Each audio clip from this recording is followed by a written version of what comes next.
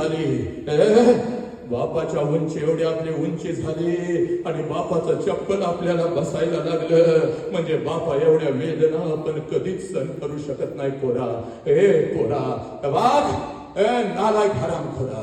बाप सांगतो पोरग माझ्या उंची एवढं झालं. बाप सांगतो माझं पोरग माझ्या हातात आलं आणि तेच पोरग ज्या वेळेला व्यसन करतं, तेच पोरग ज्या वेळेला पुण्याच्या रस्त्यावर रात्रीच्या 12-12 वाजेपर्यंत मित्रांचे वाढदिवस साजरे करतं, तेच पोरग ज्या वेळेला रात्रीच्या 12 वाजता पब मध्ये जाऊन नाचतं. हे पोरा जाऊन बघून आलो र तिथला धिंगाणा.